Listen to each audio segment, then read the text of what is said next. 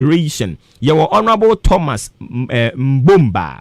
Honorable Thomas Mbumba. And Honorable Kweku Amprechum Sapong. And so be our Foreign Affairs Ministry Hall no more. You know what today? Free phone so. Thank you. Office of Attorney General and Ministry of Justice. Your Honorable Alfred Tuya Yeboah. Honorable Alfred Tuya Yeboah. And Miss Dina Asonaba Dapa. Enipa means immuning. And Babeboa Godfred Yeboah Dami. Ama Omwashe Office of Attorney General and Ministry of Justice. Just say abayan lawyer for I don't know. Ye free ho no mo na ye call food and agriculture. Food and agriculture. Honorable Owusu free ne ho no mo aboafo ni nie. Ye wo Honorable Yao Frimpong Ado. Honorable Yao Frimpong Ado obeboa no. Sanso so na Honorable Yao Frimpong Ado de se ono ha yawu Akim Lower West Akim ana say de ni Akim ya. Echire ha yi. Echire ha ya o na wo ho no mo. Babia kanina gifty clenam eye MP wo ho yi ya from pon ado ono na nitira yi ya yabu ni din. Congratulations, very gentleman, nice gentleman, and when your appointment and ya from pon ado, once again congratulations to you. Honorable Mohammed Hadi Tuferu and so Bwebi as Deputy Minister ewo ho. Education Dr. Yao Osei Educhum ena weye substantive minister ewo ho aboafo ni Honorable John Intim Fojo. Honorable John Intim Fojo oye osofo panyini Reverend ena wo ba beboa ewo eho enomo ba ko no so beka hu bi Honorable Gifty Chum Ampofo. Honorable Gifty Chum Ampofo and Subeboa Health Ministry no ye wo Honorable Tina Gifty Mensa. Honorable Tina Gifty Mensa and Honorable Mahama and say Saini and so Subeboa honomu bia womo sector minister any kweku ajimamenu lands and natural resources. Honorable Benito Owusubiu. Honorable Benito Owusubiu and so ekobwa ewo ho sanso ne wo Honorable George Miriku Duka. Honorable George Miriku Duka lands and natural resources, roads and highways in so ye wo Honorable Mavis in Kansa Buedu. Honorable Mavis in Kansa Buedu na boafo ni Honorable Stephen Pambin Jalula and so ekobwa ewo roads and highways na say Honorable Makwata ni ministry hono eno transport eno so yewo Honorable Hassan Tampuli. Honorable Hassan Tampuli ono kobwa ena Honorable Frederick Obing Adom. Honorable Frederick Obing Adom wono so ko akobwa bi ewo ho enomo. Okay na say Lower West Akim no mu ne Frederick Obing momo okay ena defense Bambo Honorable Kofi Amankwa Manu. Honorable Kofi Amankwa Manu ehone de deputy ne ba kope ena interior no Honorable Nana Eyia Kwansa. Honorable Nana Eyia Kwansa. I think say this is the first time when say Deputy Minister of Interior ayo ba I don't know ebia ne bia sipendia ubetimi attest mami communications and digitization. Your Honorable Ama Poma Boating ono so ye ba kope. Honorable Ama Poma Boating ekobwa mami Esla Owusu Ekufol ewo communications and digitization ministry ho enomo. Works and housing your Honorable Abdallah Abanga. Honorable Abdallah Abanga nje so kwakobwa Honorable Francis Asenso ewo ho enomo. Fisheries and Agricultural Development Honorable Moses Enim ono ne Trubu emrahye Trubu no ewo enkran Trubu nje se pokua se potamu ho nyina ye Trubu ehye yewura Moses Enim ensa okwakobwa Fisheries and Aquaculture Ministry no maami ohonom ye Mavis Hawa Kumsing okwakobwa no na omatimi ahwe ama saa hye no atumi afa ne ntoma pefra railway development nso John Peter Mewu na ho ne boafo nie Honorable Kwaku Asante Boateng Honorable Kwaku Asante Boateng ene ekwakoboa no ewo ho enomo sanitation and water resources yewo Honorable Amidu Isahaku Chinia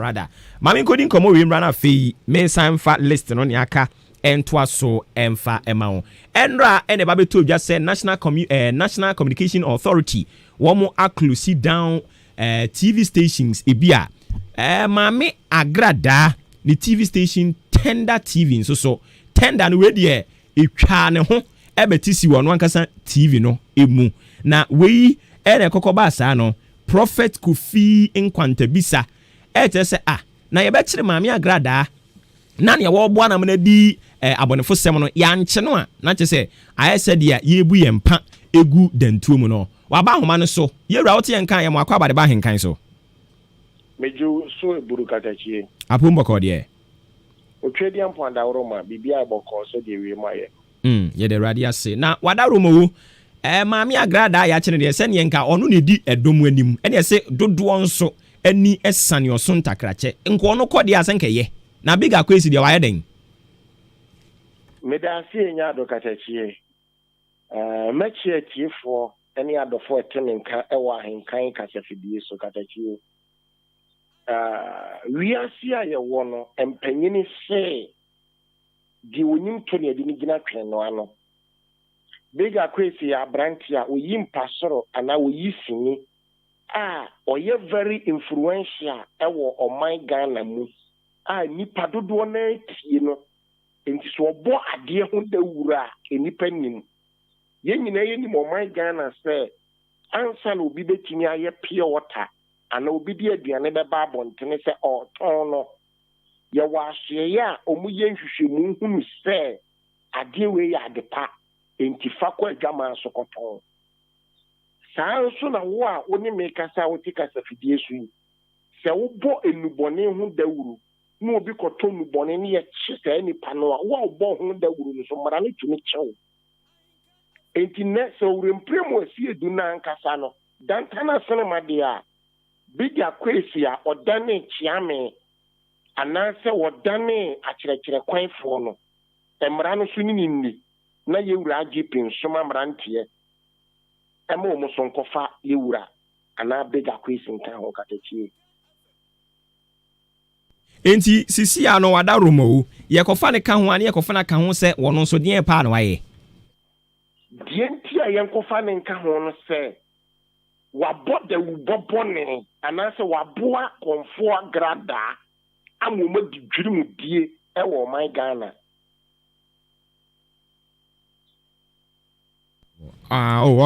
okay enti enu nti na wo kire se waboa agrada am na di bone nti ono nso so ye nche no waboa agrada am na di bone se Ghana obi ko wiade na wo a wo betomra ne timi chew de a ubo ade ho ana ubo ade bone ho dawura emra ne timi ne udi ma ne yi katachie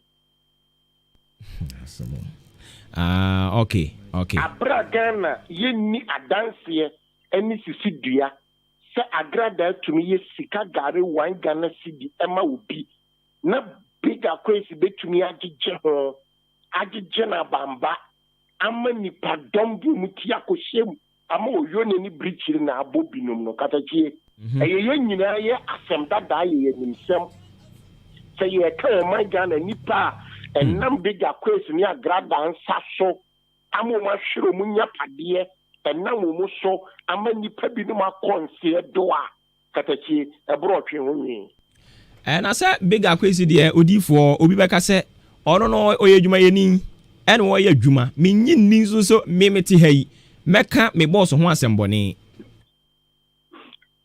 katachie nya wo boss ho asembone na wo beka se woni pefe se ade a wo ye ana ade a wo bo ho dawuri enye papa na woni ho adanse na wo be hye nipa kutupa se eye na nipa mfom hu nkoshem no ye nyina ye nim se ye wonsu bebre wa adwama so a food and drug board ana se advert dodo na o mu ye no radio ni TV no You see, Food and Drug Board for Jackie.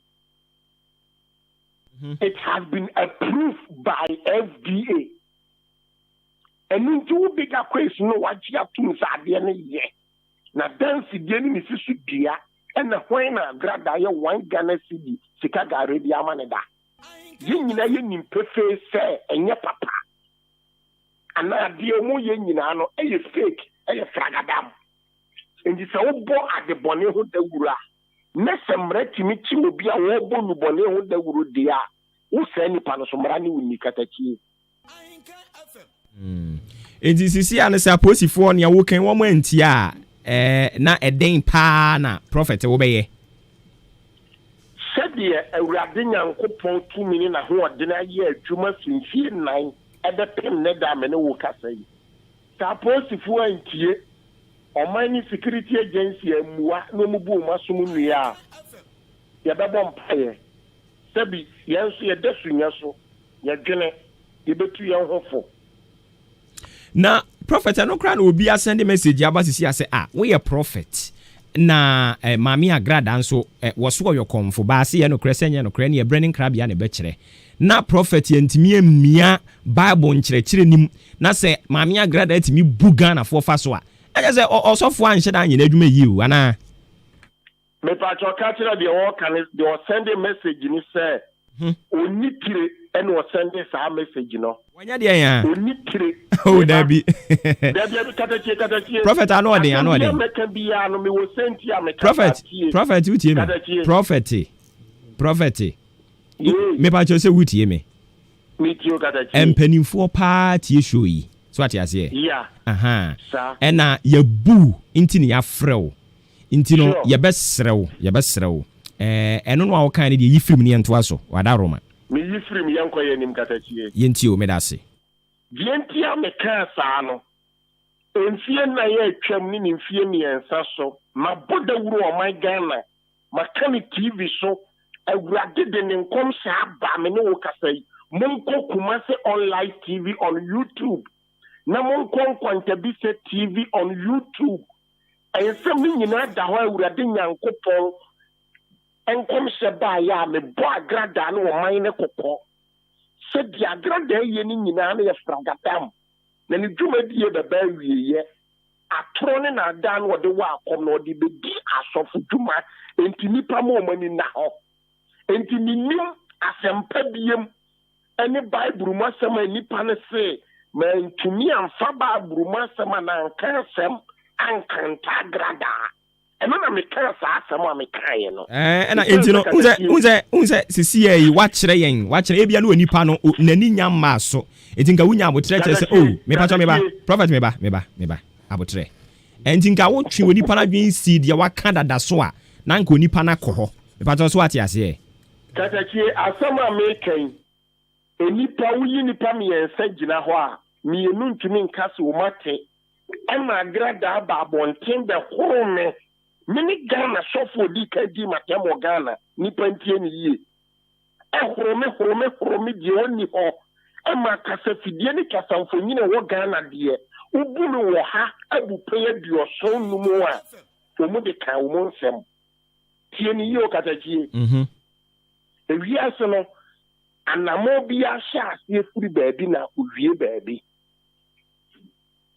short ase yinyina ye wo Ghana ha nimpese se obia ma abontene sa agrada ye sika gare wan Ghana sidi amano ensu ni person kutupa ema de nye na adwene kura kase obekọ awre hosem se na no me ne akola mfiensia ati TV ho asama akwa ne kan so wonya sika obekọ akọji sika gare wodi ye dai woso wodi bi bekọ akọtọ indomie wodi bi bekọ akọtọ ball no wodi bi nso akọtọ chocolate ana me kire no saade no mo ye nani so betem na me no wo kasai akwa no husa ne yama ni bia o se nye papa wagye ma asama me kire no na bi adi so nanso obi betimi ahye ho kutupa ni e boho dawuro ni e ye hu dede na influence ni pa bi no ma ye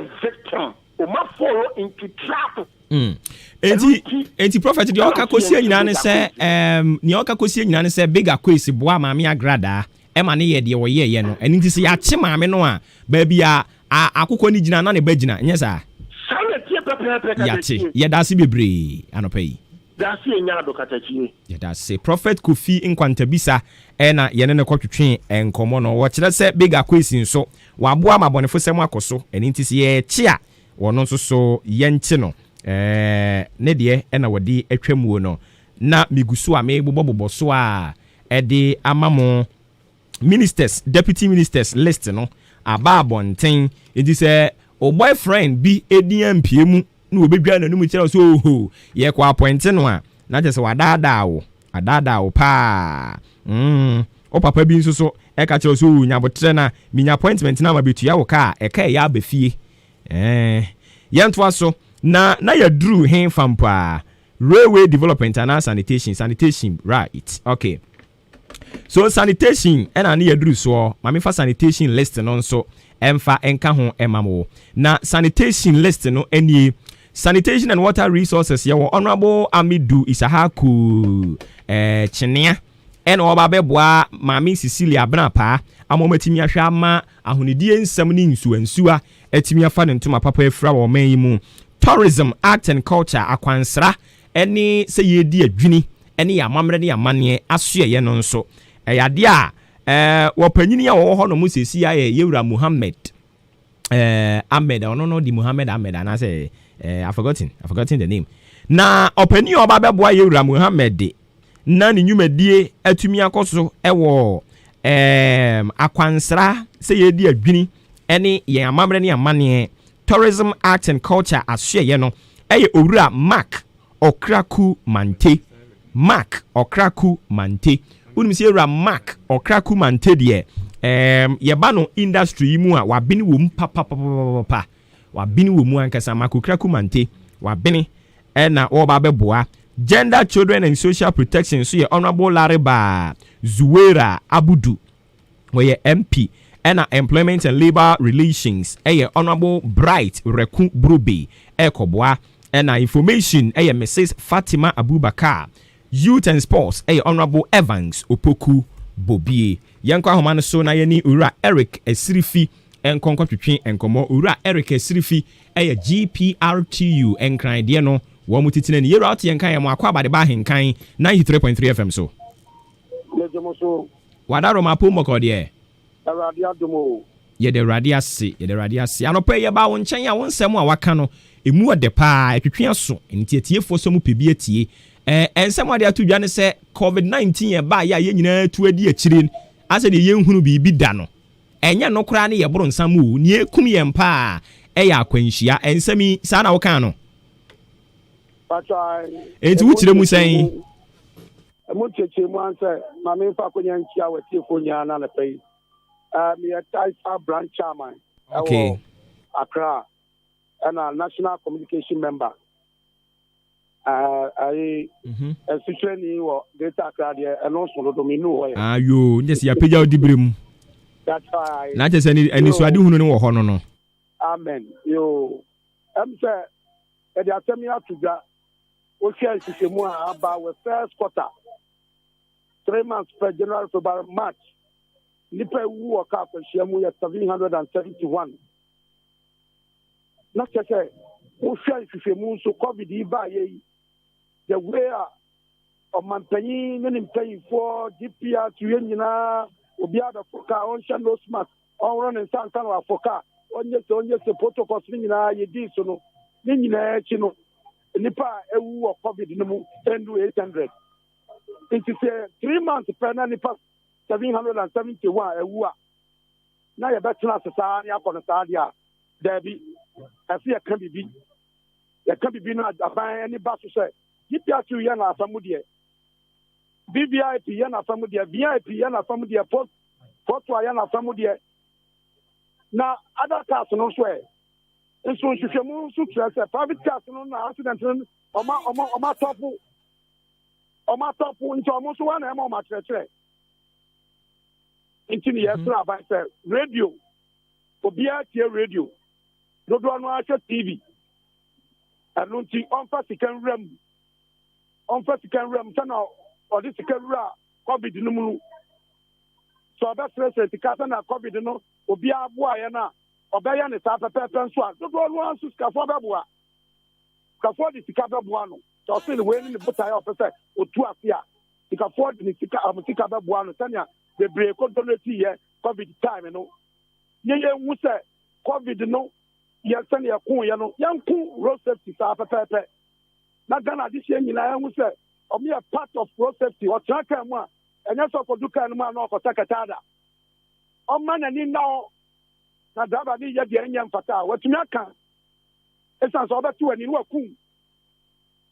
Ena na o kini na ayi akra abonten so aya kesa no haya traffic light enum o mimia ba ku wo papaye e wa penkwa ho ba ku wo Santana Junction Bangalo Tesana Bangalo Susane ba ku wo Ofu police station wa traffic light ba ku wo Usane kwa sia wa ba ku wo so nipa kemu wo Ansana we do Abeka Junction enum na dabe dimika ta ko ra trailer se inti ye bisa sa inti nipa eguka ni mu obia nkan chansa daba ye dun kra bonten so na Johnson bebre wo ye ni muti obi bi titi ma ye bane ben obia nkan a muti mani wa kumbi a bi nso prepra onu so awu onu dava no so awu inti se ya na be kono ase ma ye ne bre na ban okra pikas bebre diba odi machine sisi so na nanti krom na nanti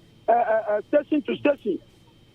Now you now so near educated public no say road safety I say unam kwa wa I say ube takwa wa I say now ya tibi here who say ya kwasia road accident. Okay, enti we no yesesa aboa na be say a say free ni ti mo driver for ye ka kwanhia empe bebre no mo ne ya na etai gina mo so pa. Enti mo nso so a wo ye member of GPRT you know en hye be na mo ye na mo de aboa aye nkyerechira ma mo ankasa mo ho. No, that's a very good question.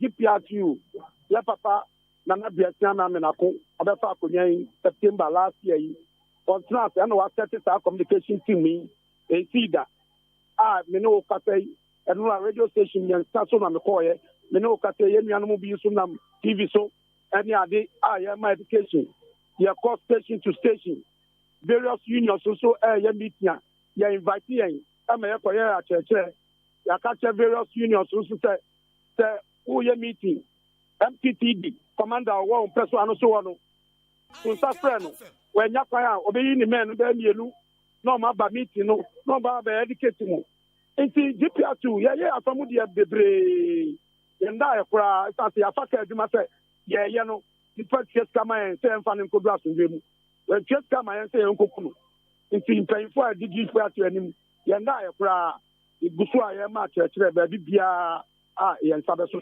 nti egusu ye afamu de okay enti yenso so yebekọ so akyerem se ene enkyerechire ne mumiemu pa se ne be ye beto ye nyina tirim ne abo ye nyina ho ban yewura ye beda ase no pay wo bre no wada agye wanyama ne yetifo.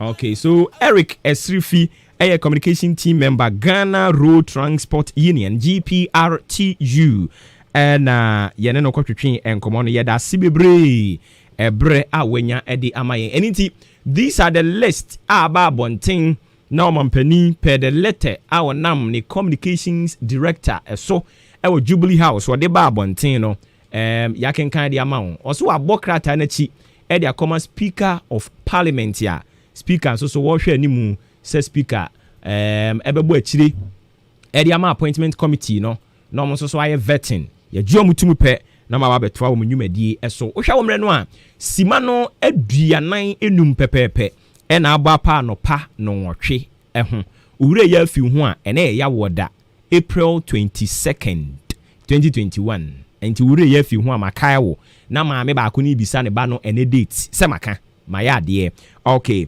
enti koso a ne tie ya njumadi a wugusu a wutie nso no the authentic social political and current affairs talk show airborne live on Ahinkan 93.7 101.3 FM. Some comments are aba ifihano. Meshe na makenkan be in a jiffy. But before yebe konya kwa kenkan comments no ebino. I have another list. Ewa hano moa. A list of radio list of TV stations rather. TV stations here. Yeah, are closing it down by the National Communication Authority. I have the list here, and I would want to run you through the list. Into number 1. Mamini can read the Tifian 7 and Sana Maboy Remo says so. The National Communications Authority NCA shutting down 49 illegally operating TV stations. Accra, 21st April 2021, the National Communications Authority NCA has embarked on an exercise to shut 49 television stations for operating without authorizations. Okay, you know, the English is on and on and on and on and on and on and on. Edoso pa me banama babekin kind edi amount. But yebeko ahomanu susisia me ko ahomanu susisia sankwa kudin komobi edi amount tew ewo ha enomo. Na openi a wa join me sisia ewo ahomanu so no woye openi on ekasa edi ema Ghana National Council of Private Schools ye taitwa omudinitia from Segnops. Openi a join me ewo ahomanu so yewura Samuel Nyamiche Communications Director Eddie Makui. You're out here and Kaya Mwakwa by Bahin Kai 93.3 FM so. Pejoso Minabema. Apumba Cordie. Yamia Dominance, what they are saying. Yeah, the radiasi. Yeah, Yanin TSA Ghana Education Service. One more bomb on some srow. Aden Yomo say Ghana National Council of Private Schools, Money Ministry of Education, and Afi National Council for Curriculum and Assessment. Mwedi jumebi awo boma baso wadaroma ejuma benya yo penikasi anopema mempasa kwenye so na menchia una bejafo ene watiefo enyina yetene se oba yen education system wo maimwa adia so yo cheche ni so wo aban school mu ana se wo ankwankwa school ma udidi juma pa no ye fe no curriculum ene adia obetumi di atraining abofana ama abofana ba be yes open na yehu ni se uko Ministry of Education wa emfie mienu a etwe mu 20 e beka se ministry ni hihye the curriculum for ebai na what they buy from page ekokosi primary 6 you know on curriculum no be use no ye standard based curriculum the donor names ye SBC teachers ahodo be na wo man omunya entiteye e wo sa curriculum no na ye hwe in JHS na after 2019 yentimi antuni JHS teachers on the new curriculum omo so no na ministry no a design e dia momo ye beka sa fe na be wayi kumakwen se sa nhise no training ni betimi akoso ama yin JHS teachers no enso so enya nimdie e wo new curriculum the common core programs. Now, Ushimu Pa, the education or my moi, the Duana Kata Crampono, any Ministry of Education, to said you will name Ghana Education Service. No, and she say, Muno, you want to say a Ghana Education Service, and as a training or and Kawadi or Befa at also, all this training my teachers, ever my muna. Tabia menu a case opening, Ebeka say. GS engineering for training no Emma teachers work public schools then so private schools the Ghana National Council of Private Schools, just as you said, in collaboration with the ministry actually I implement training now me know say you training more than 3,000 private school teachers on my moi GS who no who say a idea council no and among what you know a idea ebeboa or no mpo so di kan ye wantimi anye na emom mpanimfo se di ofudu apa and piano obebo nsem na wamo na mo se djuma wadie e de boa oman adisuan so no e idea obese so obehemu kana na akoso ye eni tu nya ntiesa na ye ewom eno no okay inti djuma wadie a ene ama Ghana Education Service kra bomb nsem de ama mu no mo source of funding ifrihim fa Openi the idea plan is and you say muno Oko Ministry of Education said you're winning the National Council for Curriculum and Assessment. The Oye Panity will be training master trainers. And ye, Ubeka Sika, so the Ubi say, ya, a council now, Kasa, and the factory also, with the support of ministry, and as Sikaka Clay, woman strategically, or more putting Yama together, Rebecca say, training in El Coso. And your weekend, Sikadia, a Ramu pa master trainers, are you training or more, Naka, or see it, your Moka, any baby, I was a trainer, seeing coaching Codida when I did the same a Sika. And seeing a council, no, able to if we ever with the support of the ministry, and I think Aboa, Amaye. Okay. Inti sisi ane de mbetimi aka de monsasi mo bo se a teacher for no training amode ma wo mo no omo nyina omo ate ase ase ne ye share new curriculum no ase a mbetimi a kire nkwada no. Opani 2019. Private school teachers ni bi ekokoje entertaining bi ebeka say Ghana Education Service. Just as it has always been known. Say about education pa a Chinese who say private school, we Jesus and I said the public schools can compare themselves to how we do our thing. It's what you was more in the or years. Now finish a very big refresher training and other refresher courses. Or can be with the private schools, one can say one dance here say, oh, I'm pa, and it's the end of the year. Jumane Dimu ye, the Dimu so a ye pa. Many work at them. Oko ministry on my or the National Teaching Council. Omona ensure say teacher ni bia waji opepa so obechira de no. Enkonko say what story no pastor bi obo wajare akwa go classroom say what de. You need to be recognized as a professional teacher. And to teacher professionalism no NTC and edema. Training ye NTC and sa ehase aye wi a sign adansia ewom enye juma teachers ye wi a omutimi agent NTC at the provisional license certificate emma all participants obenya sa training ni netimi aboa omo amomo so agina classroom as full competent and then professional teachers na watimi aboa momo ye juma enche kura a free bear 21st May ekoya NTC be shase no akeka no so you cheche ni na sa to me no unibia a idea whether you are in the public school or you find yourself in private school untimi nko anko jina classroom enchade say idea ye nyeni bia nkamigidi nyini say NTC and ministry na nkasa ebe dia to won so so ombeboa council no ama de oye no etinya boa ama edumi ma yana se because initiative from Wankasa Krama no eboa ba ye bekoso asere mo a bepem ne no ankasa no textbooks enya maaye eno so den na mo kan fa ho textbooks e de kire nkwale ya de opani de tiani se on se obia publisher bia be ota textbook a or share curriculum no mo ena otimi ota textbook as we speak now, just as you are saying, nobody has authored a book. I bet me I say where the publisher na what check out na teacher ni bet me then what so. Then so share curriculum ya aban a design Yedi kan me mo aban ba so yi pa. Why ya in such a way say curriculum no I said ye wo packs. I friend teacher resource packs. And then we have what you call learner resource packs. When you consider the teacher resource packs, idea etimi eboboa emma teacher ni na nkasa eboa no ho yie. And it's a textbook wo ho, textbook ni ho. We study curriculum na usua de nye pa na. The content of it will show you the roadmap. Say okwa class die way na die way e na oni nkwa ne kwa koye. Kanina ni ade che ne yadi sua na kwa koye pen and paper work.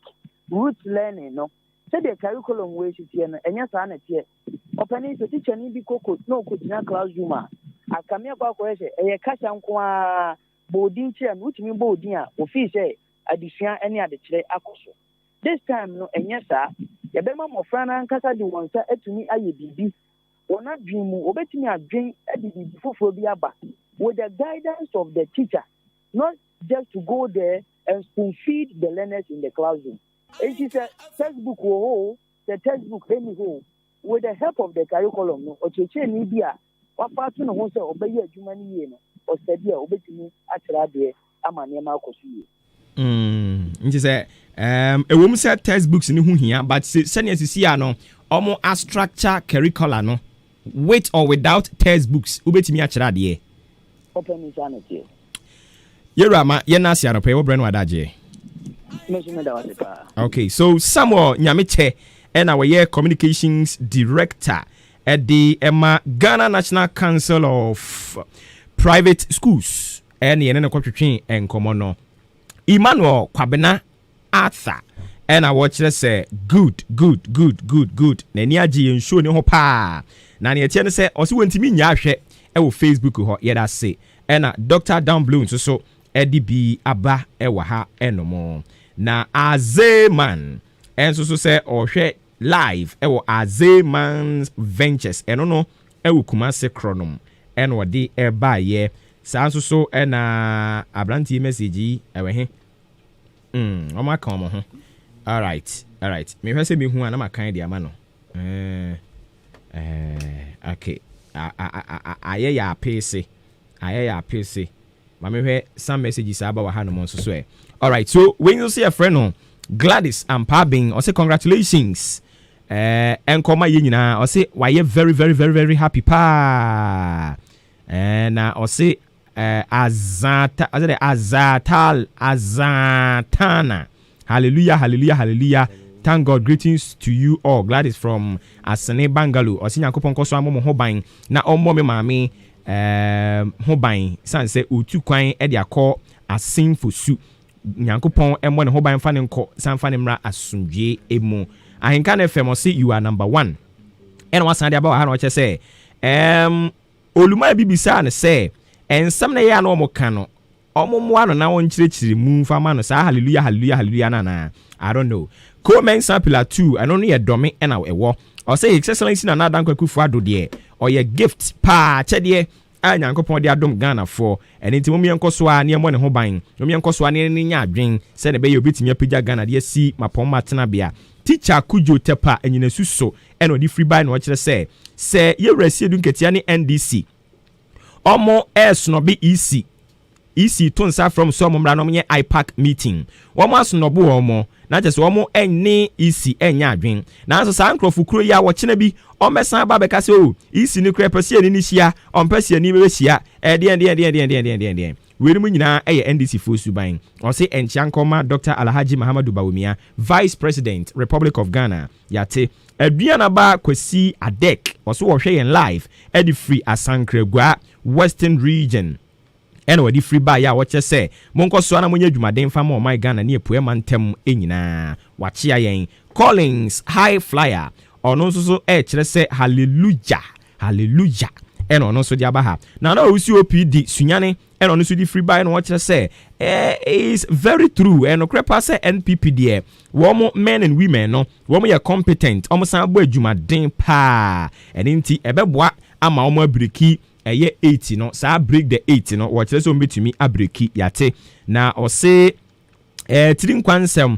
enkoma deputy ministers na yabo mu din nyina omo abai memo mo ma sikadicious people omo ya adwumaden fa mo my Ghana timi enko nanim na Dr. Down Blue dia ono so di free prem so ape usika de ba ye nie wo kire se deputy ministerial list na aba omampani akufu ado dia ba beto abonten no wasesa no sansa incompetence fu bebre nu omu na mpanimpo kria se kire se wotete aduane boni ma weyafunu dia ebotwene ma osa aduane boni otete ma na yafuru di ye na mamu edi kan mu no na ebotwene ma ne sa ya ka de to na bro na nka okọ position nti eno mampani akufu ado wasansa sankrofo bebre awodo amu aba no na wo kire se Ghana sikasem atonsuom Ghana niema nko yie nti wo besre Ghana for say yanu musuo ntwen ope na yensan hwe JM anim 2024 enchiankoma Dr. Nana Ama Brown Kluche eno ono so de bae na Dr. Down Blue beka sa asem wewie yepe ena kwaku NPP ka chen say masa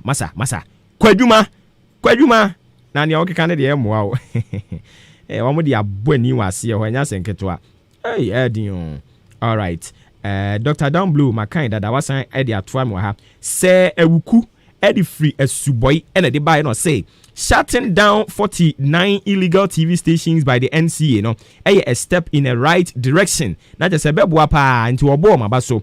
NDC party or CCA de omo ICU and into some boycott IPAC meeting we know any news omo taye ono kura be koso aka kire mo say wo mo nkoso na mo boycott meeting bi electoral commission de beba se ne be ya abato e babeto no mesan di ntwobium na wo we she deputy minister say abo mudi ni nyina congratulations so wogide omumu so mbe ya dwumaden de abo amompani akufuado amana ni so ade hunu 2020 campaign promise no wo mo atumi aye ni nyina no mo de break 8 cycle no say ewuku e de odi free Suboy buy no Gladys ampa be no what say I say it's about then the fake priest. Oh, okay, was not the Bahamati. Nana AJ Money Frank or say me show mo live.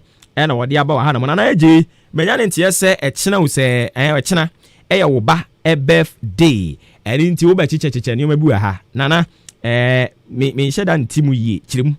Or see me tia live. Na me pesa wo wish me son. Nana AJ Money Frank. Second a happy first birthday in advance. It's not any birthday. Enti Nana J Money Frank the second. O papa Nana J Money Frank ese omawo. Happy birthday in advance. Echina eyewo awoda na ochina yewo awoda ninti o papa echere se ahenkan FM workers obe my breakfast.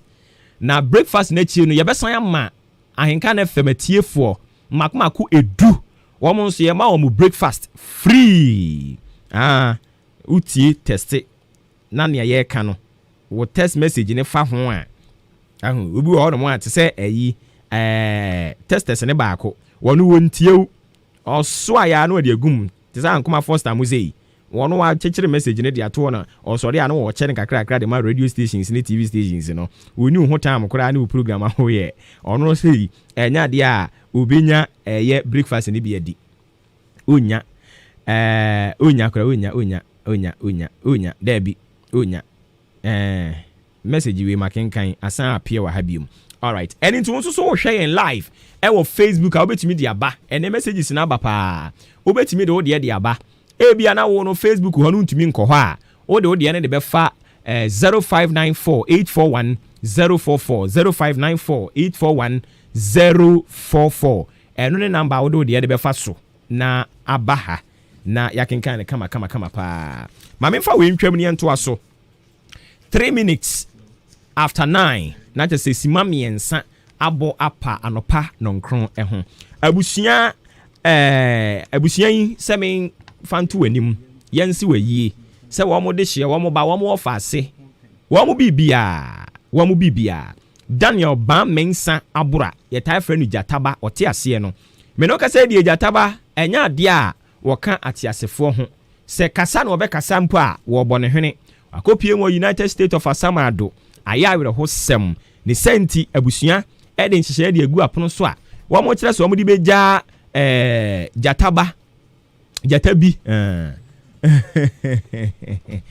Jatabi obri beja Jatabi kwan kra na ne atie nie memre de di animu eba ya memre de ya wo mo de Jatabi adankasa no e de betum pam e wo Our Lady of Fatima Catholic Church asondem ho no mo a na ne omo ya wufusum kama de ama no atrama fa no ho a omo wia omo de ne betum pam kakra ama adasa ababehwe nani achi etwa to kra na obroni friend say last respect ya baka ko hwe nani achi etwa to kra na fei efu be den kwa mrem ye wia ya kano asha adaka mu atum se etwire asan abom yu se kwafo ni akwa kosie no kama ye sie ni wie ya ne asan ba back san se kwa achi ade e fa ye sika ene de yo ene nti sika san edi kan ya ba betena ase be sinkonwa ewo Our Lady of Fatima asondem ho anaso wo mo ho na ya ba be sinkonwa ho no mo ba be ye na yi abenum sika san edi kan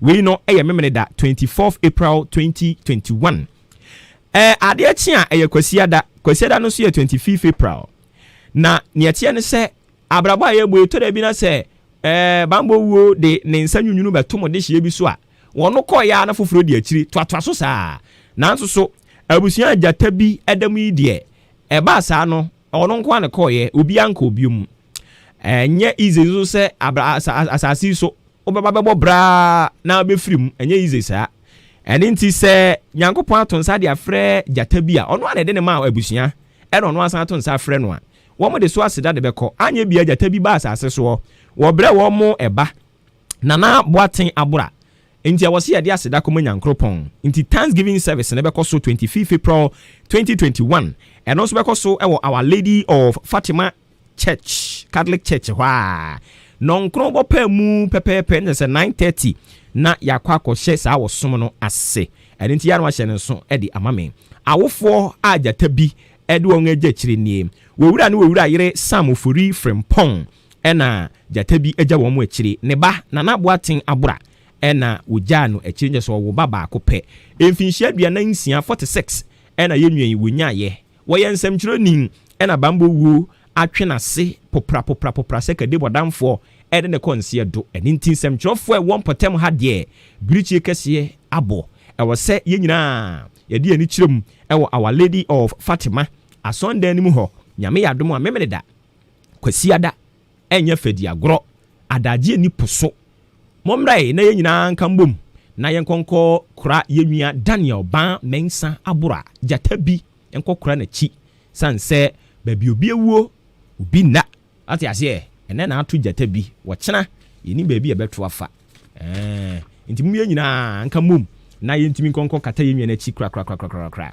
abrempo na motu edwumadi esunkon ede bremo ewo ahenkan 93.3 FM ene kwaku be sese ahenkan 93.3 FM ha nyakopo ya do me fiada wabra nonso abo kopem no nwotwe ene ede sa edwumadi yi ede be bremo hwan na ede ba odi ahenkan kwa me yebo ade international killer abubunua the abozege man ose wala wono ankasa na betena ase na wadi chiamen edwumadi ho obeto nsa edi afrem penimfo a wo abɔ bra wa brabo mu wo mo hunu obra no mu nutu ne nata na wo mo atimi di mu nsem abeye futuo di ama me no mienu afei na yasi obra kwantuo ekwan no eso ene nti ebre ne so a yifiada no so kopem no nwotwe eya afafidie ne to ha wamfa nto ha na de koto akiri ho no mo a eye konko akiri konko koto bekumba na wo kofto abewo ade hye okina bi no do nsa na mutiri ho eja tie bi ma me na tie bi ma me nea wutie nea wo hwe no you become nia wutie ene nia wohwe ene san kwada ikɔhwe sika gala enkomo nso kwakɔ sika gala akobu akamu no ene ntiti adepa na hwe adepa na mfa so papa emfa mrew wate ase nyame hirawo thank you I can 3.3 FM ya bi aprum dia to ho mo ya sɔre wo pese mo bɔ mo sɔre a mo ye no ho dawuro preaching no awo se mutimi ka ma da sanyina ete mo nka ya ahenkan 93.3 FM and yema that biggest platform na won so ni nyame ma atumi abekasa nti ya no a chene so e dia ma me friend penifo marketing department no e 0244 878763 0244 878763 Aisa opinto herbal tea so me kan kire say asrafo no mo ni padua mu no so mbenya hoden no ma badwuma wadre na won so anya hoden e de abadwuma na wanya so mfaso a e wo se oto Aisa opinto herbal tea ni bi fa no mo ye wunsuo no na no pa wi anwumre na mo ni padua no ho ban se na be ya hoden ne be ba kire ben se konkomafo agyan no na ne ono okro no ene nti se opese bacteria bi o ni padua ni mu no ye detoxify no ye yini di free na fe ye check wo body acidity ye san hwe boa purify moja no ema muda hokuro gen ni padua no ye wasa ewom ye obrebo ewom ye woni wa bebre wom se opese ye bosa na ema nyina ho ban a ye vital organs eni nta wose ye bo ho ban se opese moja no esane di afurusane ewo wo brebuo ni mu a kofofa wo digestive tract ni mu a Aisa opinto herbal tea ena mekanfo ama anopai obi se malaria ba utiri nkwa se wanya dwapade bra beto opinto ni bi yenyi sa malaria na waya dwapade a ode je ho asafo hene no yenyi mfamfiri ho mfama typhoid fever join this eba ojonso ani se yellow me pa chew bra beto Aisa opinto herbal tea ni bi na sei ena abenom no ubeyi bag ne me ensana de agu piotam na ne wudi asi jasu sima me ensa konum so mfa si kire ne wo animudefo pacho wedi emfa nudde ne nkoho sra pa na bubobi gu obo ebeyi enema fi bia afri nipadua ni mu ede ama wo baako nie ebia na nso cholesterol amamanya doso nipadua ni mu na opese wo yidi free hono mo diabetes ade atwa wenko o pressure ba na de onam na wo bonsiri hehe ye se de wanya dwapade no mpacho bra beto isa minta herbal tea ni bi minta herbal tea no so bete bag na miensa de agu pure tem ne ne wo de asija so sima miensa konum so emfa si kire anase ewo milk enka ho bobo no gwan na enti ye yare bia mfiri nipadua nim emfa ema ebia na wode no eya asoroben utifa edwa wo gaga osade mu e wo so se chechecheche Parkinson disease no ebia etaache omo taa tutu mema mo pensa maton santin temu no mo nsa dane nsa dwam no afei beduru ba bi usade mu ano nsa popo se chechecheche mo nso amo pem ma mafro no won so ebeduru ba bi usade mu nso nsa popo chechecheche o mpen saa ene ne me kanfo medular herbal tea ne dia ma bra beto bi ne mo ho ban wadwene no na ebia ehun ba bia tochima damaged brain cell b anase brain tumor pompa bo utrim wanhwe ya edo beko antiade so mu a ebetwe ase popra se kade bodamfo edo akọ United States of Asamado wani ba ho so na obo hwene sanse wayi wafiri atiasefo asase so bra beto medular herbal tea ni bi na ekobobonom eno so sei ene ye no obepe bag no ohun miensa na udi egu pure tem sima miensa konum so mfa si kire anase milk enka ho we ne kwakoya adwene mu adwumanti de obeye nie wode ewo atre mienu ena di begum na wanom ne kama pa omanfo wa achemu dan mubenya bi ewo Kennedy Drug Store na nachumasi enso mubenya bi Abu Drug Store nso mubenya bi Precious Chemical Shop eno ne omanfo mo achem awisa womne market no ena edi animhwe open dodo ne nchiremu bia frek eye kwayisi Christian Home ewo 0244 413247 0244 413247 ena 0248 152 323 0248 152 323 ofra mpanimfo a nkomo bia oho bia womne wo ebebo na K Asenso Limited K Asenso Limited wono se yenkunya papa na wo pe ede adi ujuma K Asenso Limited empapa empa moda so enye kotwen enkobo ne hwinum kokeka nsem akese msempa ne bi wo ho mo ye jealousy wani age ho a wo ye wade no no so obo akuti etwen mpa chew ompe ne say K Asenso Limited K Asenso Limited swinging wheel of fixtures nkonya utimu a utimi twa wo ho a na o ye de a wo pe mpa chew K Asenso authentic bookshelves was so timinya shelf a ubekura wo document ni nyina ewom se na be ya wo kina bi obi ba no bebisa ne document ya obetimi agede ama no so atiase and it say bookshelf papa na wo pede a K Asenso Limited enko jeja document ni ho mankura enwunsodwunso ne ngu so atiase and it K Asenso wo machi kwanya yira kwan manfa won kran meko seka dabraka off Iran Clinic Kaneshi Flamingo Road nso obehunu K Asenso ewo ho frɛ wo mo ebia na wo achim dan ha na wo pebi ye de order ne bebrɛw 0302 257 209 0302 257 209 and 0302 919 739 0302 919 739 K Asenso Limited was the home of quality office chairs and book shelves. Womo open do so promo a wom hono mo na ewo akaba ako ma me home so ansa na fe akirei yemfa eno so emfa enka ho ema ho ka na sha no so dwumadi a wuguso a wutie no ye Maakye live on Ahinkan 93.3 FM Kofi Agiri Maakye se bibia bokode anopa minim dokro na ya na utade mi kodi no anopa ya do me kon papa minim de entia ho minimu die ntia bata no pa minya dokono a awurade nyankopon news editor be say awura mpon minya dokono no pa yi pa no abomodin ahwie sade de agu akire makono so ama na ya sate ase uwia no watwa so bolo e de agu akire ene your birthday Samuel Kuma ye tie from Samike uye wajuma e wo Despite Media Peace FM, OK FM, Neat FM, UTV, Hello FM. Samike osan ye blogger unyaka Samike pe osi go online and then your birthday me ma happy birthday winya panyum bi tum mami. So you breaking all the cars out and if you say you be kind man you chop back you the clean out so if you say you the control you and I will be shy get it baby all the boat drop and I will be shy something baby all the boat drop rough on the baby and the cream water me all the boat drop and I will be shy not any baby all the boat drop sure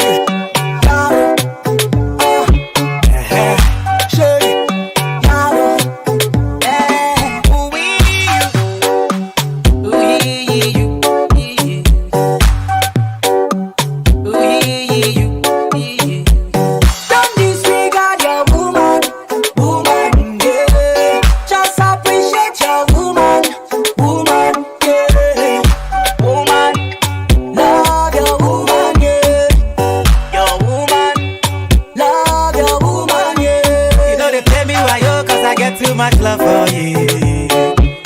If the love be too big, then let's share it too much. Me don't mind, I'm in myself. Me never come and money now, we share one step. Oh, baby, I'm Mr. Cannon step. I'm in punk up and tap me, baby, daddy them. Show it, show it,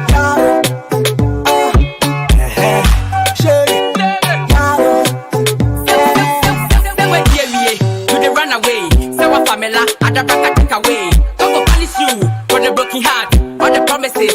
Send her a fake. She never go forgive you for your mistakes. Who best me and answer deny it too late. Must me pemba, somebody mu penkra. Made me crock from benty up and me pa. Paper black guys, paper white guys. I don't be racist, I dey put a love first. I ain't got with respect. So boyfriend, you will rough, disconnect. Mr. Lover, my day here to reverse. Make you know what in a 6 months, no sex. show it.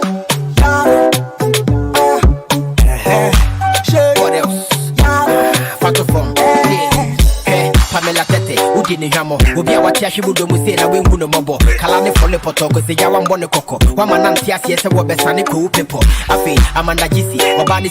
Okay, back on there. I hear Canada 3.3 FM, matching live. And I go sway day, Mamono. Obuoba Ofori Amanfo, a meeting. That's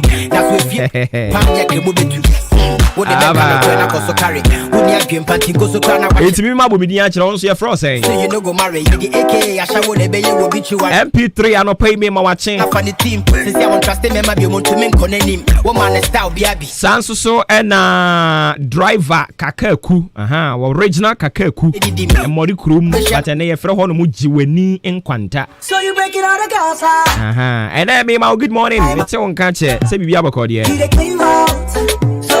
The control you and I will be shy. And a boutique be war. A queen so all saying Isalan Daku, say Isen Daku. Mudine, they too much. He didn't know. Isen Daku, say Isalan Daku. From Paul on that shop, Nano, a branch too much. When you need to be frying can FM. So you breaking all the cars out. Uncle Punchra, what is here? All right, so let me run you through some of the 49 radio TV stations here. National Communications Authority. Almost shutting it down. No, I have the list here. My boss on for Mountie. Ebi ana waso TV na nka wo pe TV bia hwa. Utili din what happen just say ejatum yatum. The ordinary there so di binkum na eje. Enti ti ase wa me. So National Communications Authority one more press release by any or say NCA shutting down 49 illegally operating TV stations.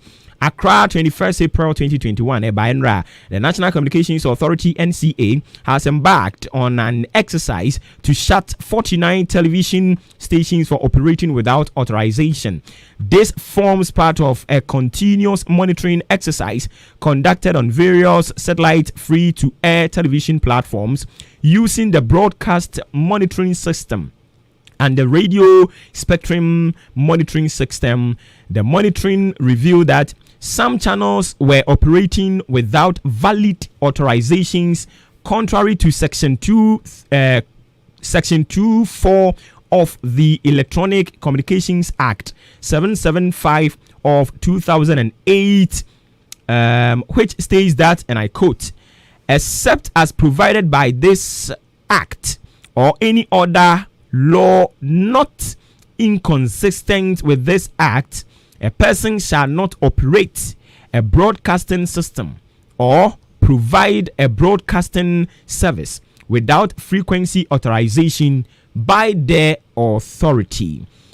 End of quote. As a result, 49 channels have been identified to be operating without valid authorizations from the authority and is being shut down accordingly.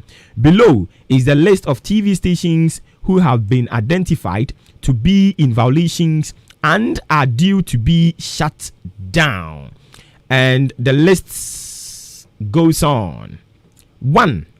Intiwene broadcast channel operator, that is the company number, and okay, so inti number 1 TV station number 1 tum Dove TV mo multi TV no say decoder na was be TV stations no do so papa Dove TV and no onipa operator and said the dia Sophia Okanse ba na say Dove television and yewo NTV and also so ya tum na say North Television Limited and also ya tum Tender TV Agrada Tender TV Limited and also so ya mutu ya tum Power TV Prime Power Multimedia Limited omo dia and also so ya tum Maranatha TV and also so Afodai Multimedia ye was software wentimi antua ya tum MTV Shekatul Islianya asembe nkureni Isliamya Chief TV and also so yatum Chief TV Television Network and also yatum Kiss TV TV2 Networks Kicks TV yatum Sagani TV and also so yatum Ojaba TV yatum Nazareth TV yatum CACI TV yay mi aka sami TV station e wurade nyankopon CAC4 CAC sorry etim pesa mo chese sika ma jeje na sorry dem bebre ni mutimi fa ntua nioma. Oh, how could you people CAC TV how almost so yatum oh debi ahotoso TV and also so yatum BOC na just say blood of Christ one was off one no no ye soldier or you soldier and was not sorry BOC TV and also so yatum OK TV okay yes I was off one also for now we twa no afro a we twa chen no ono so de na yatum Cash TV ya hwan dia obofo yeah just obofo TV mi no ko case ko cash ko Lion TV and also call send us your obofo kro no and also yatum Akwasi Awua TV Akwasi Awua ono so ya mutu Eno TV yatum Apple TV yatum SBN TV yatum Ejakofa Baye yatum Nest TV yatum Face TV and I say Aflao TV and also yatum Asembe nkurani Paradise TV yatum SBN International yatum Azepa TV yatum ewa himfa ni aka list ni aka no wen list no ni aka no ayira o list no ayira okay mahunu wa ha 28 Ice 1 TV and also ya mutu yatum Ezra TV yatum Truth TV yatum Royal Star yatum Virgin TV yatum Days TV ye nyina yenka momo yatum nje se mi bodi na no so asoso yatum what dey say Days TV yatum good we good student Server TV yenkan yatum Iron yatum we some say the J1A TV yatum Abapa yatum, Asempa yatum, BTV yatum, Kweku Bonsam TV yatum. Yeah, Asembe Granny. Asumje TV and also yatum, TV Magic yatum, Channel 45 yatum, Perfect TV yatum, Amina TV yatum, Obuoba TV no echire o mabe friend Elijah TV Plus yatum, TV Universe yamutu, Apinto TV echire babe Time TV yatum, Obuoba TV Plus yamutu. Yes, a House of Power for multimedia yatum. Enti TV stations magmako aduanan nkron yatuni nyina mu. Eno mu no mo kire say National Communications Authority na wo mo atumu a omo agina mamra ne so de atum. Nti na yeze eno no obofo TV miensa ni nyina say ni nyina akọ. Case kọ, cash kọ, na lion so kọ. Enti ene e fa ne sisi ye behwe aya kirikiri. Another one. What else? Hey, Anio. Yeah. It's a beautiful brand new day. My sending your couple on WhatsApp. We really go very reply Tuesday. Me that's what think we might mean wood. Yeah, that be the taste of grace. I ain't got nothing. No more better than any ace of spades. Me she wanna go for create some space, cause it gets some weight. But I'm a winning James. I'm a movie says he come back with some more than a yak. Come on, Monte. Say a sum, me be a little bit to me. I ain't got nothing. Wo bompa via ni aka den ne dia koda na den chen na den ya me se me shiwa ne sika so a ma sense na me pekanzo. Everybody give glory, yes so when I'm your mini nanny, for a why me see your baby. I ain't got nothing. I give you praise oh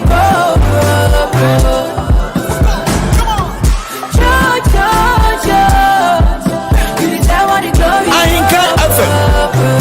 I this year, Obuoba Ofori Amanfo Maakye at the back and 93.3 I feel na me hunye bo nyame ya ma me no ga for try comport. Cause madam for na woje dada bi ne ma me ne papa bo bi ne bo ton jot. Owi ade ma ye che ne wo port me kai bi de che mu ahyi ne go abanso. Pampenye ne fo so ka sembi. So woni pada se ni bia ho onenso. Ye se me ne aban ne wo wantwi. Na se dum so ba na me kan ya. Inflation crash so me boss so. Nti ende se me da kanem na me mba be ko school free dia. Ene me twuche ma mo fa me bo ne nche me na na to aso. Everybody give glory, yes so. Okay, so 28 minutes after 9. In just about 2 minutes time, yeah, the police diary at the Ebe Bremo. Chief Superintendent Daniel Kwabena Amwako Ono Enoye Commander Achimda Obe joining our police diary. Police diary. Now, what we say, one of the list be the above thing. As our list, no, what friend is saying, Edipa of offense, and who are such a beba. All the way to have no more offend. I want them back for him a doggy. To what you monaco than I never sort it. Yeah, you who was said that we need no matter with the boss of power one time. Over show me a dance with the world. You see the vibe and the control, and now the blessings the flow. Yeah. Thank you, Mary. Yes. Someone put the Hey, today I make a minor driving offenses. Yeah, a war in road. So, and it's when a road traffic regulation 2012 LI 2180. And omadi abanje say offense a we any eswakatuano e wahano mo. One more say ye were non-conformity with restrictions on honks and sirens. Unse oye driver nin na utwika ote wow na se wa ma omo kwan a wa ma omo kwan ama sa wow na mesin a eno nso so wo mo kire se e car omo bebo wunie 300 Ghana cedis 300 Ghana cedis ote wow no wa ma omo kwan ma omo mesin a e 300 Ghana cedis ena ubetua afei driving motor vehicles without reflectors front and back was say wo share reflector front and back nyina e be reflecting eno so ye chewa 60 Ghana cedis 60 Ghana cedis ena wo betua failure to carry advanced warning devices I was say what kind of sample ebia o car no wutwi no awuduru ba bi no na a break it down so what you say e break it down I was say mwana makomu school me de nyame kan betima say mwana makosa school no say car na say was say we de ade bi di si kwan no so mo ye hunu say oh o car na break it down anything the eba no emfa ha and also so much as say one fa 300 to 600 Ghana cedis and a car ubetua and a failure to wear reflective clothing and protective helmet and also so one sha 300 Ghana cedis said copy 600 Ghana cedis sika ubetua non-compliance with regulation on carriage of persons and goods non-compliance with regulation on carriage of persons and goods. Unse ka bi wo no mo a wo be hia no eni party mu enso asan loadu goods wa ye niema ne ma ka ne ma se den eno so omu hia wa wo mo kire se ka wo be bo 600 Ghana cedis. So these and many more we've got ni nyina minor driving offenses any ne allocated punishment and I say corresponding punishment ewo ho enomo. So as part of police diary and yes say ba be bo enkomo e dia fa bambo ensem ehon.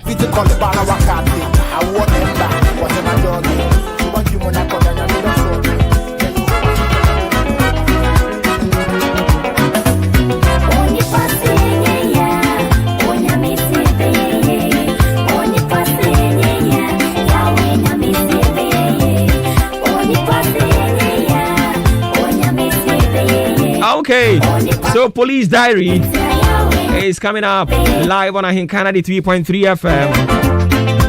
Chief Superintendent of Police Daniel Kwabena Amwakon eye Achimdan District Police Commander na ono ni position na so pa the award hene doso ohwe asene manso akroso ena wo san hwe Achimdan Minyane tia klase je bre so aduru so ka ho. Oh, papa position so papa. Hallelujah. The positions so pa. Me no ka say dia watena say. Enti ye police diary. I was see etumi ehunu police fo wo mo nhwehye ye wo mo nuoma. Say they be they will be our friends. I was say police ye wadamfo. Ahun. Yes say utiri mu fita enti amoanku. Unni bone. Oh, say police ba. Oh, yamaje o say pram. Aden. Why bibi ana? And inti ya na wa hye nso sa de ama me na o ka say chief atnase. Inti enche meko ho. Oni bana si yenye obwa e na no de ka. Atyonya miakama eno ane bebe eno na wodi a shani mu kwa.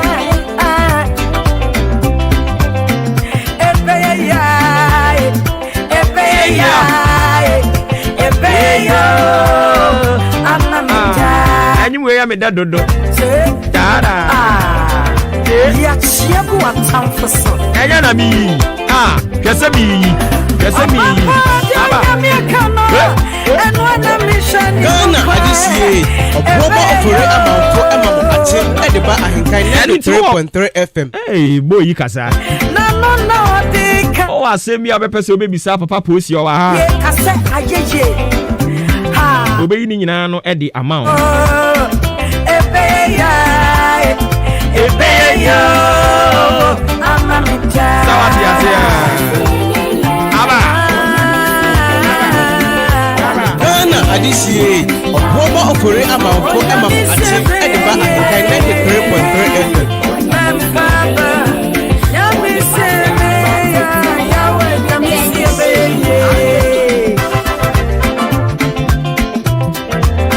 Okay, I think Chief, are you ready? Sisi are you ready? Chief, are you ready? Nti ma yanko ho no mo na fe yanko nkwache yanko matwetwe no ase.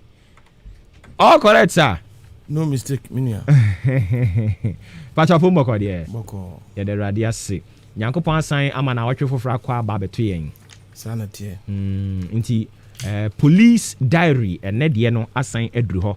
Na watwetwa mu ne de na ya di bia no ama atiefo ahunu se dwumadie sei na woni aka bomu a wode ba bedom manfo a mutie ahenkan se ne be behunu posifo mo nhyehyeye ye behunu se ne mudi mu dwuma ne afomadamfo wadaroma ene wode ye fa he yo sana tie edno wenya hankwan mai no wo sekroponam ne reverse fm ye na am chief supu Mr. Daniel Kwabramwako me ba no me ne di sergeant John Ntifu ne baye na ye ne ko ba bia ye nche saa titam bia wo kwa no apo bi o okay no didi wana mu achi kan tu ko ya no so ateki okay timi no kase ko wasa ko a kopra no di machi no aka ho besi na da so ye okay ma nyoma boni na ekoso atutrasma ekoso nyina no sisi ano abrase due to police there na me bie to reverse fm wasa ekropon egu so adwuma enti no ma be ne me chechirem de bia no ye fa no mienu me fa kanse ho asem na mo bi so akiro police na ankasa no we si adni onso be kasa so mo tampe mo uniform yi she o mo nse bi he so mo tampe odi se mu no he wanim o hwe wanim ho so becho sanity ewia me chechire kanse driver and obi okofuka passenger and obi onam kan pedestrian okay so no you make chechire fine kakra we have only about 30 minutes nam the 20 minutes ama you know okay on so chechire e ka se kochi obi asache say arrest okay then arrest okay e kwa ba ne faso ye no na hefo ne tumi chinipa obi adwen say police for nkwa na chinipa ntisa okay oko US oko UK oko Germany mele wan nkokora na mtete amronsa so no wom na ya arrest o hwe no afre police. I've seen somebody here no sa ko bi na me hwe na me hu duma bia wodi o check the movement na Ghana we don't do it say as ya fancy my police ni ya chamfo sa bia but no krenya me anim no police ni ye wonu okay wona e bo ho ban wona e hwe se wo be ko ba na bibia de dana kwan mu okay enti papa fire bowram ne yenko ene de ne so enti no ne wura na ene de no ye make kan pedestrian okay ne passenger enso so ne be ne da one time e ka pedestrian ayi obi a wonam car kwan wo twa car kwan wo twa zebra crossing off under bridge off walkway yeah and pedestrian okay enti pedestrian no tembia no so mo ni da ho esanse ka betumi adiunya esanse asembia betumi ato the sent no pedestrian wo twa kwa mu a bo hwe bia ye zebra crossing no aben ho if you are within the zebra crossing 30 to 40 meters or so wo ko twa kwa mu bia baabi nipa twam etwam ya dodo ya ye nsinsan ye ho no mo kire se aha nipa twam mo sase bochi no mo eho and now because of that we trim but obi anu ni asem anasa wo bo Fort Bridge ho a wo ben be se within wo kokotwam ho wo kofo wo twam obi anu ni asem ebi asno esane ho na wo twam na wo anaso se e free bi under bridge o ko is legon ho no abi ho wa fase boko a chemotan so bi ho wa fase boko a shaiman o kwa shaiman ho so bi ho until first one else one akonfo ko jeji na wonti no my place for the light ko bomu ina bind the light ko bomu ina oh na why free na ko baby obi mo so be pa bia eno akọkire ho akire obi so sa enti pedestrian you be a wo twa kwa mu no also hwe se ye wo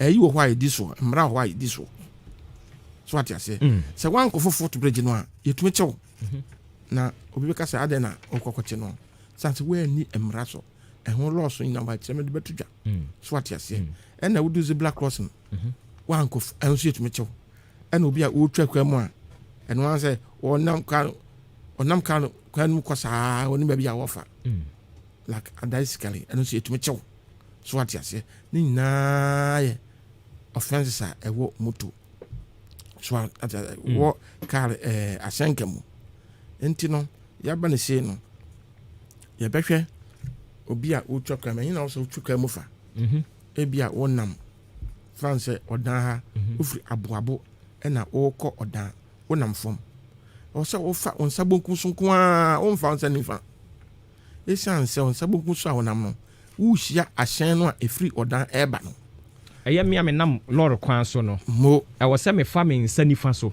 wofa bonkum memfa benkum wokɔ no sɛ wofa wo benkum so because na mehyia kaa ne mu wohyia kaa no ɛɛba no wahu na nso wahu no wode w'ani kɔsua mmieni wahu ɔno nso wahu nti amena bi na da no hɔ pɛ sɛ ɔpa ho na wahuri na ɔtɔ wodɔ no akɔ baabi saa na akɔfa wo nsa nifa so a cars na bɛnyina de w'akyi nti sɛ obi yɛ wrong overtaking sɛ wosan ɛhyɛn ho a ne kwa so fa no na foforɔ nso ba ɔde bɛbɔ because ɔno ɔkaka no mpɛ sɛ ɔwu ne mu wa ɔkwan no na wabɛdi wo nya na ɔkɔ ne baabi nti mɛsere bebree pedestrians a ɛnam kwan ho yɛkɔ akɔfo kaa yɛbɛsere hu baabi a ɔsɛ ɔfa hu sɛdeɛ woyɛ bebree woanya ɛtumi kyɛw sɛ kaa rekɔ ɛbɛgyina ɛnyina ɛne kwa sɛ ɔhuri sie ɛne kwa sɛ wo huri si mɛnyina wagyia no wasi baabi a wasi no driver ne ɛsiw kyɛn sɛ masa ɛnyɛ ha anyɛ yi baabi a ɛsi nipa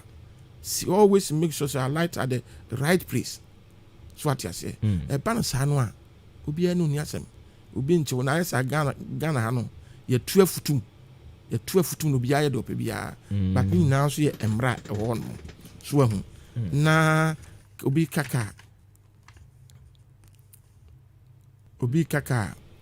driver no sɛ yɛnhyɛ no kasa yɛnto deɛ ɔkare mu but wɔkaka bɛka sɛ ei nkwa no nim yɛnto nneɛma bi a ɔkare mu ɔsɛma driver nya full concentration no nso kɔ a wɔkɔ no saa na wɔkɔ ɔkyena biribi ba sɛ driver na yɛ pɛn bia ne de ahyɛ drivers ne de ahyɛ bɛyifoɔ but ne nyinaa yɛka ho san sɛ yɛmpɛ mmara a yɛdi so no yɛmpɛ nti mɛkyerɛ sɛ mɛsrɛ obi biara ɔdan especially ɔdan ase ibu baabi a na obi yɛ dan no yɛnyɛ ne sa junction so ne yɛsi nipa yɛnyɛ ne sa wotra junction kɔ w'anim kakra bɛ sɛ 30 minutes ansa na wasi nipa because obi gyina hɔ sɛ ɔɔfa ne nti no ɛsɛ kyɛnkyɛnkyɛn aba force ɔfa odimirika kirikiri kura na obi gyina no a enipa na ɛte ka nim ka deɛ nhia no baako no a ɔkɔfa no ɛna ohia nti yɛn nyinaa yɛntua hɔfo na yɛni mmara so ne yɛhu deɛ wɔsi yɛyɛ ɛboa ɔman no na nyɛ sɛ wokɔ baabi a sɛ wayɛ w'adwuma bi daabi yɛn nyinaa mfa nyamesuro ɛnyɛ yɛadwuma yɛdie nyinaa yɛmfa nyamesuro nkɔm ama yɛdi dwuma bi a yɛhu sɛ yɛdi ne kwan so wate aseɛ nti no I think say at this juncture say Saturday no memma me time ma didie because we have only 30 minutes we have only 30 minutes nti mehwe na me ne mpanimfo akasa na ya ma time ni bia beka time no kan ho de you more sa and then me nie beka say free arrest okay we say baba chimi na me nye hwe na baba chimi obechichirem obi a ye chi no obi a ye nchi no ebre be ne chi nipa ebre be ne ye nchi nipa wan na wo se ye chi no wan na wo se ye nchi no obechichire no kwan ye fa so chi nipa akọ chi nipa de na wo so ye so kọ ya akọ tam akọ so mu click na de kọ nya ne sa okay o tap nipa no bọkọ me good morning me pa cho asomasi abi case ewo atia wo police station tinya o do id card akire no wa bodi akire no o do akina moko kama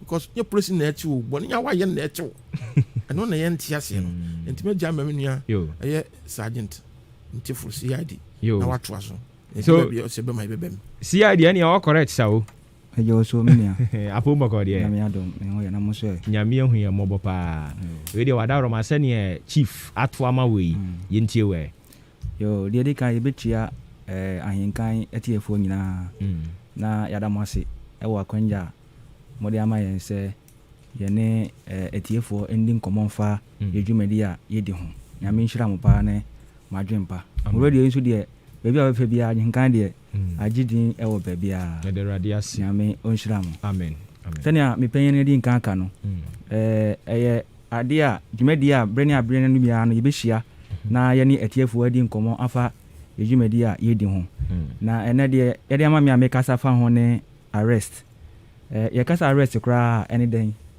ye kasa arrest a ene se ye anase ye fa obi na ye ma ne dada nantie anaasɛ that brain mu no ne nantie and free of movement yɛgye ne liberty ɛfi ne nsɛm ne fa ahodie ɛfi ne nsɛm na ne nsɛm bi a abɛdan yɛn no yɛtumi anya mo bere yɛahwehwɛ mu na saa deɛ no ɛyɛ a ɛmma kɛkɛ police yɛn fiti pɛko pɛ nsɔre nka sɛ yɛkɔ akɔkyi obi mmara no de ahyehyɛ na ɛyɛ police nso asɛde sɛ mmara biara a yɛahyehyɛ no a yɛde ama yɛn sɛ ɛsi yɛdi so no ɛsi yɛ make sure sɛ saa mmara no yɛdi so yɛde ayɛ adwuma sɛ na ɛbɛyɛ a timamufoɔ no nso ɛbɛnya ho ɛmfasoɔ nti sɛ obi biology complain na ɛsɛ yɛkɔkye obi a ɛne na ɛyɛ berɛ a yɛn nso yɛtu ho anammɔn na yɛkɔfa nipa na botaa yɛde fa nipa nyinaa no sɛ sɛnea ɛbɛyɛ yɛbɛtumi anya asɛm na nipa no de baeɛ no ɛmu nhwehwɛmu na yɛhwehwɛ mu wie no yɛhu sɛ asɛm na nipa no ka no ɛnyinasoɔ wɔ so a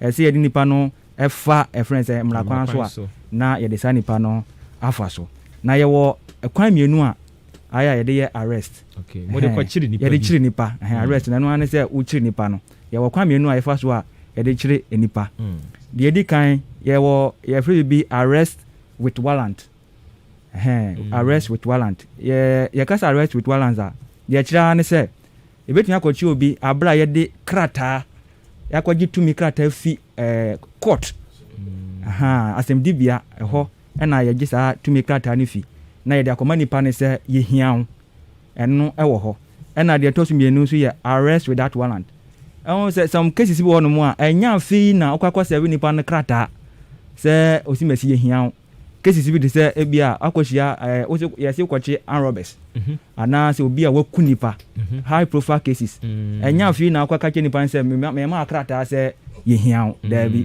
ɛno deɛ woyɛ ne saa a wobɛba koraa na nipa no koraa no wadwane kɔ but wɔ cases bi wɔ hɔ no mu a yɛtumi ɛma ɛfrɛ sɛ yɛissue warrant ɛma nipa no sɛ yɛhia wo nti saa friends arrest with warrant no yɛwɔ offenses bi wɔ hɔ no mu a yɛde ma yɛwɔ offenses bi wɔ hɔ no mu a yɛde ma obi wɔ hɔ koraa no a obi tumi ba police station ɛbɛka n'asɛm a ɛnam sɛ yɛn deɛ yɛwɔ hɔ to maintain peace and order nti nyama ne wɔ no mu a yɛbɛtie but nipa pɛ mu no ayɛ yɛpɛ sɛ yɛtie afa baako no so nti yɛhwɛ the nature of the case na bi a saa na ɛte deɛ ne yɛbɛtumi agye tumi krataa ɛde asɛwo nipa no sɛ ɔmmra na ɔno nso ne nkyerɛnkyerɛ mu a ɔwɔ no ɔno nso no ɔmfa mmerɛ yɛ nti yɛwɔ that two form of arrest no arrest with warrant and arrest without warrant but yɛn no police ankasa before a woyɛ police no nko a deɛ automatically no woyɛ warrant wotumi kye without any friends issuing of friends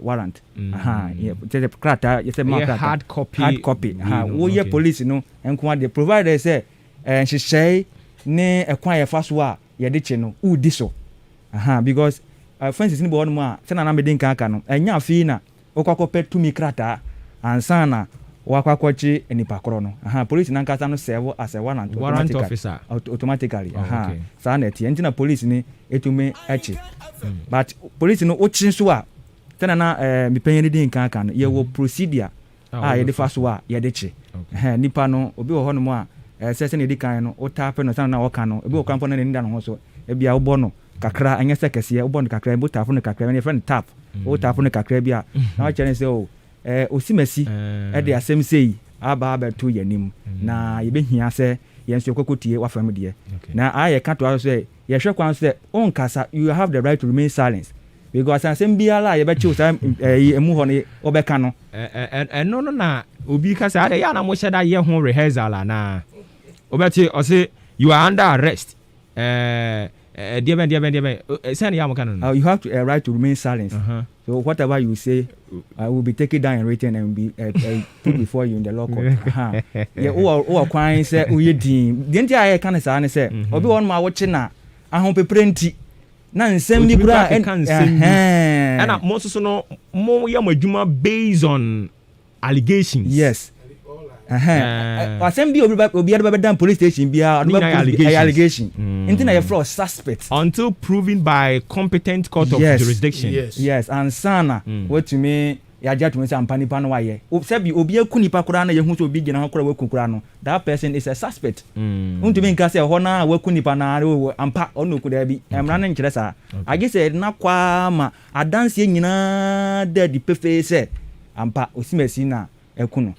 nti na ayɛ ka sɛ wowɔ kwan sɛ woyɛ din ɛno to akyi nso yɛtumi koraa ka kyerɛ sɛ take a cautious statement a yɛsɛ wo san wɔ kwan koraa nso sɛ wobɛtumi aconsult a lawyer of your choice case bia ni Ghana ha no mu a wohia sɛ wobɛpɛ lawyer ahoɔden na yɛnni nti na bia ayɛ bi ɛfii sɛ bia lawyer so koraa kɔfa no koraa ɛho ka dɔɔso offense bia de bɛbɛ obi biaa no wɔ ho kwan sɛ wɔfa lawyer sɛ na ɛbɛyɛ lawyer no bɛtumi aguide wo ne nsɛm bi a ɛni sɛ woka because sɛ yɛkyew na sɛ wɔsɛ sɛ wokasakasa polisi deɛ yɛnso yɛpɛ adanseɛ woanhwɛ a wode abufuo koraa bɛka deɛ ɛni kwan sɛ woka nti na ɛno no na ade baako a mepɛ sɛ mema atiefoɔ ɛte ne sɛ polisi yɛkye yɛwɔ kwan mmienu a ɛfa so kye sɛ na bɛdi nka kyerɛkyerɛ mu yɛsan police civilians ɛyɛ timamufoɔ nso wɔ kwan sɛ ɔmo kye obi pada ha na mbɛ sɛ mekyerɛ mu kakra yes timamufoɔ no wɔ kwan fa sɛ ɔmo kye obi ɛwɔ bra ɛfrɛ no citizen arrest ɛno ne ɛberɛ a asɛm no si wɔ w'anim pɛɛ na wowɔ the strength because asɛm tumi si na sɛ wankasa wowɔ strength na tumi sɛ nipa no koraa na ɔyɛ adeɛ no koraa no mentumi a wanhwɛ koraa na woayɛ wo ho sɛ wokakɔkye no koraa nso mpo no ɔbɛbo akum but wankasa wohwɛ w'ahoɔden mu sɛ nipa yi mehwɛ de wɔte na deɛ ɔmo yɛ wadi bɔne ɛno ntwɛn ma police mansa but ade baako a na ɛyɛ ha adwene sɛ nipa no ayere ne ho akye nipa no awie but na afei ɔbo no ɛnyɛma bi ani sɛ ɔde yɛ nipa no na ɔde yɛ no civilians kyi ɔne nyɔnko civilian a na sɛ ɔna dwen mu kyerɛ ne sɛ bia wadi bɔne a wanhwɛ na ɔde na fa kwan a mob action no wobɛwie no na wo koraa fa a wɔkyee no no yɛasan afa ho akyew because nipa no wadi bɔne deɛ na woboa ɔman no a ɛne kwan sɛ wo nso de mmara no hyɛ wo nsɛm na wo nso yɛ nipa no sɛnea wopɛ ansa wiade na brɛ policefoɔ bebree tumi si makyi nipa no a mode ne bɛba no na ɔmabo no kɛ sɛ afei wogye ne koraa wohu kwan bɛfa so a wobɛyɛ dɛ wobɛgye no ɛno no wonim abɛbu ɛwɔ saa asɛm no ho sɛ bi a woakɔkye obi na woakɔboro no ano wabɛnya amanneɛ no ɛbɛbu ɛwɔ ho no sɛ yɛsɛ sɛ ɔyɛ sa na sɛ deɛ sɛbio wakɔ ne abɛta wasɛ wasɛm koraa okay mahu sɛ chief nso pɛ sɛ ɔka kakra amenka kakra mfa deɛ me nua si ade ne ka no ɔsɛ arrest na womi no ɛnɛ bi aba ma ɔde ne ti aba nti no bebae bebree yɛ nyɛ mienu pɛ ɛwɔ invitation wobɛtumi invite nipa no ɛne wobɛtumi arrest true calls wofrɛ nipa no so wahu nyinaa depende on the bɔne a wayɛ no ya sɛ bi a yɛsɛ obi akɔbɔ obi wowɔ number ma memfrɛ no I've been doing that nti wobɛfrɛ menu yampacho mebree o meba sisi a because omo mpese police kra be di o machi se ye ho si ache me to frɛ ya no aba enti na arrest no ekwan abedoso betu afrɛ no phone so any means bia betu I reach ni bia no betu di afrɛ no aba the arrest no ekwan afa so be nyane pa na adoso enye mienu pe okay enti chief adaroma o ebia madi bone anase me ndi bone mpo mo be arrest me obi abɛyɛ me ho complain dia mama na mo bɛ arrest me fine mo ba hɔ no mo a me wɔ ho akwanya sɛ metimi aka kyerɛ mo sɛ mo nkɔmɛba mebree ɔmo bɛba depending upon the cases no a yɛayɛ tia nipa no so ati ase ɛnyɛ high profile dia no ya mebree ɔmo ba so ati ase mebree ɔmo ba kɔsɛ me kɔmɛ yɛ ade mɛba ɔsɔ ma no kwan okay kɔ bɛba but ɛyɛ na mo men ni bi nso nte aseɛ saa o ana yɛyɛ mo ne yɛyɛ ignorant ntia yeah, man, no matiase. You need depending how you talk to the policeman. Oh, policeman, what about me? Yeah, this year to Mr. Wamami, a break a crack. And more say, no me, no me, and son, no, no, no, but obatiase.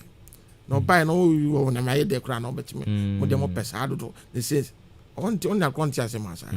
So, Obayaka being some better say, so good and open mema. Yes, baby, or bodyguard. And insanity. Oh, okay. Okay, ate. Enti mame nko CID ho. No so baako bi on fan so na fe memra chief ho. Na chief nka na chiri ma ye kra ne mfa na de ne fancy. Enti CID, wadaroma u bibi mu abebe so de. De me pese me de ka ho ne invitation na commander ka ho asem no. Say no so ye form of arrest. Sisi anyoma esisa.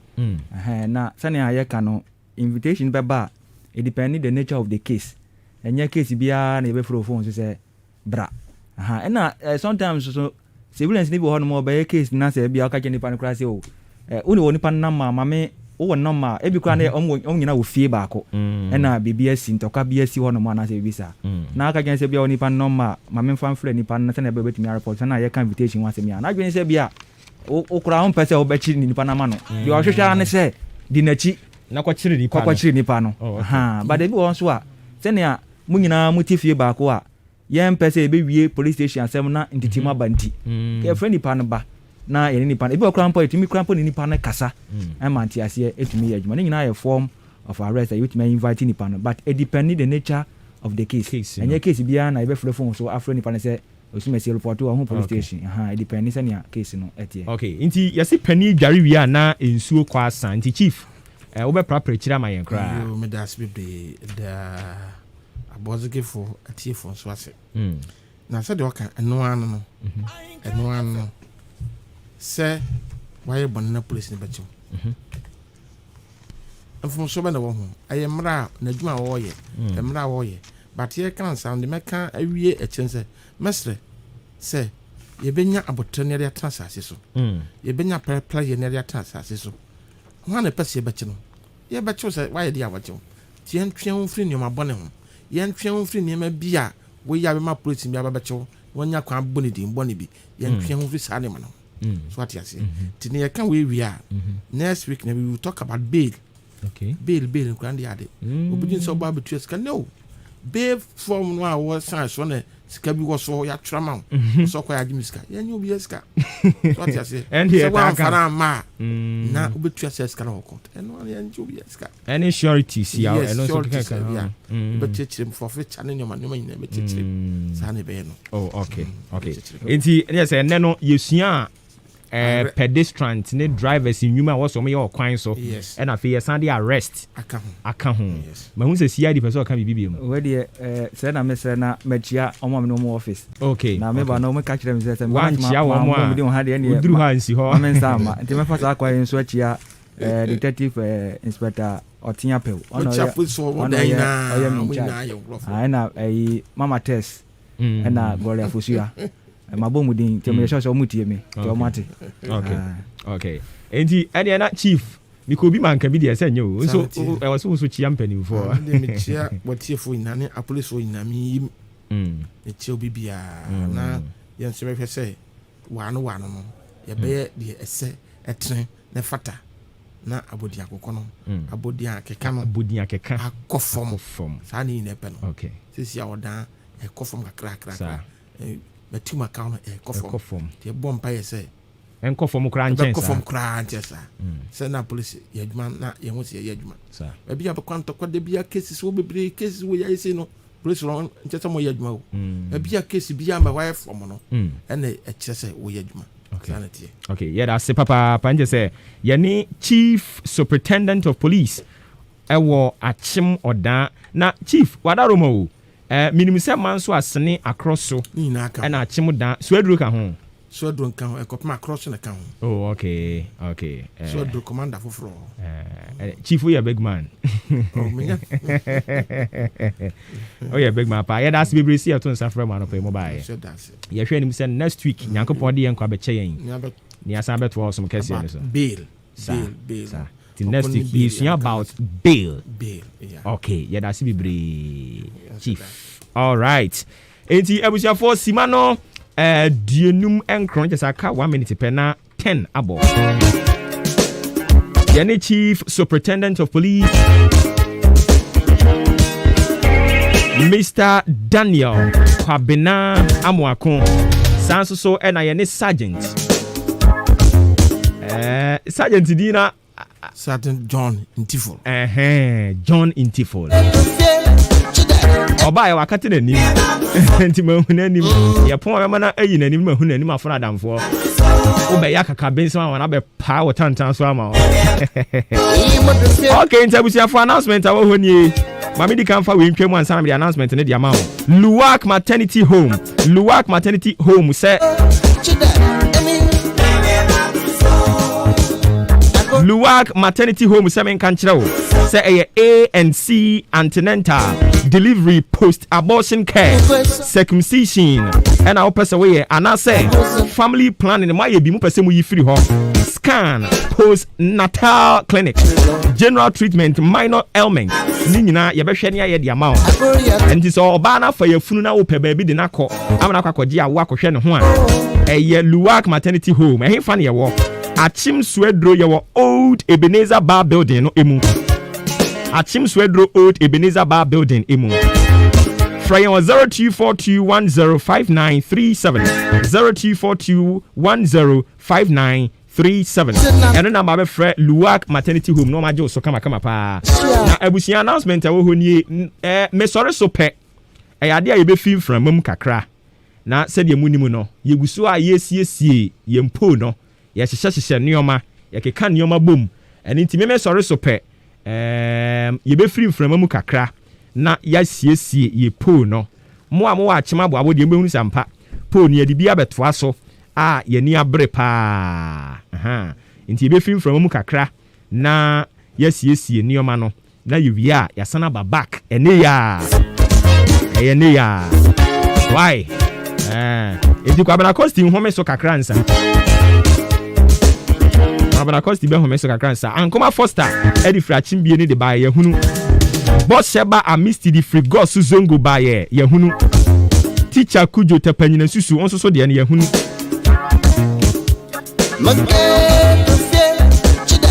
ana wezo say your friend is saying I say marvelous new greetings to Kwabena Starboy inside Abuabo from Equia Kunedu Yadom ono so Abuabo yate mo amode mo message si ba nyina Nyankopon hyira mu nyina mo nso anka mu nya ya anka mo be fra ba mu na nso akwanya na amma ya da mu nyina amase ye sore so na fe ya free mframa mu kakra ye be sana ba ye yensiesie se ne be ya wosom kese a ya hyebo aka ntam adi nsiese ye be som mo no ye betumi asom ne asom ne yi Kwame Asante de ko Facebook Ziggy Eboabi yen executive producer eye odi ahenkan Kwame Yeboa adwempa hini Kofi Mensan so Eboabi ena ye di dwumadi nde bremo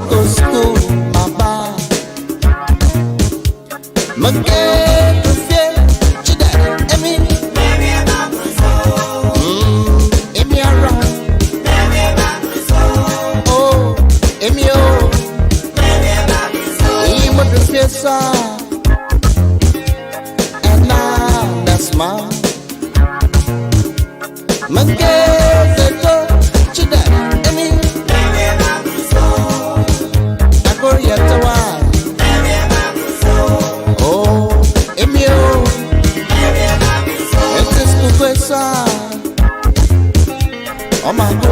Okay, I don't think you sorry so now yako.